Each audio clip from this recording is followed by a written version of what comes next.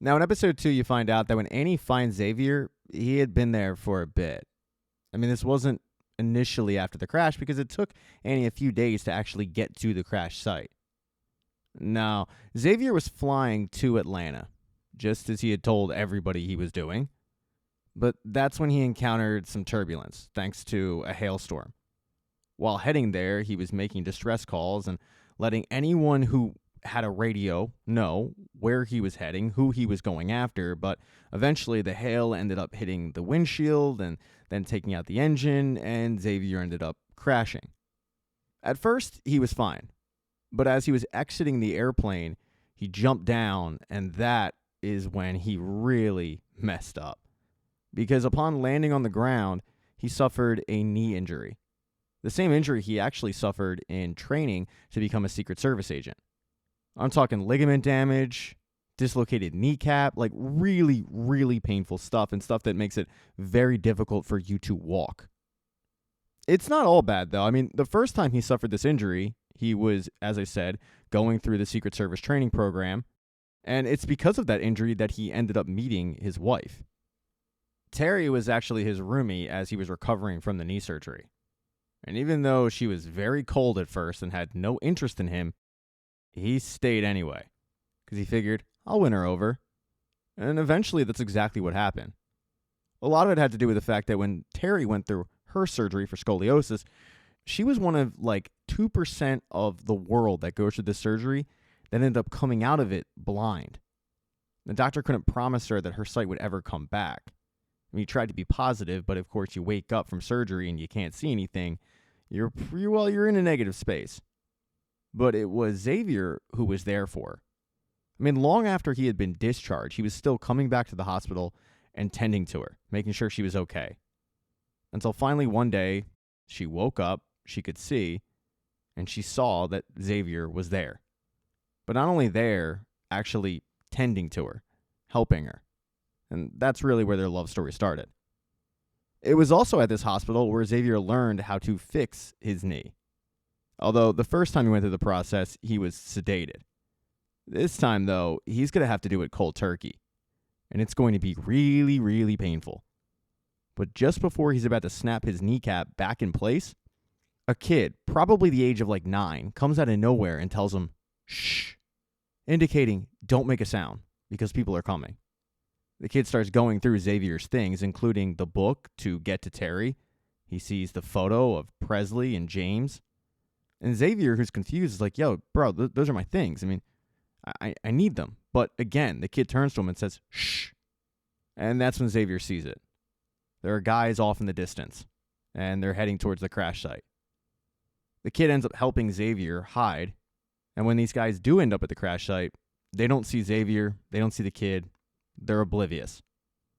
Once those raiders are gone, the kid helps Xavier to where he's staying. It's in an old houseboat in the middle of the woods. But the kid isn't living alone.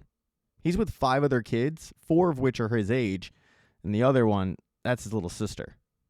The kid who saves Xavier is named Daniel. He appears to be the leader, and the other ones don't really talk a lot. But Daniel tells Xavier how they were a travel baseball team when the volcano went off. Their parents, the guardians, they're all gone. This is all that's left of the travel baseball team.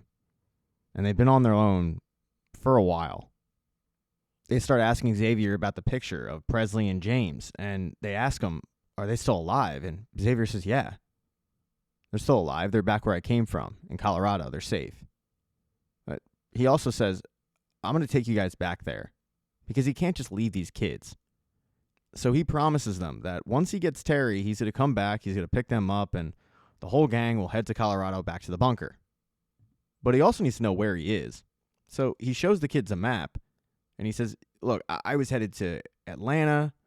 When my plane went down, I didn't really know where I was. Do you guys know where I am? And they have to inform him, yeah, you're in Arkansas. Not exactly close to Atlanta. One night, though, Xavier reads Daniel and the rest of the group a little bit of James and the Giant Peach, and once they're all asleep, he decides to head back to the crash site.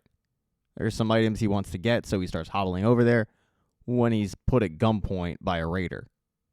The guy tells him how he's been tracking the kids for a while and starts asking him, were you in that plane?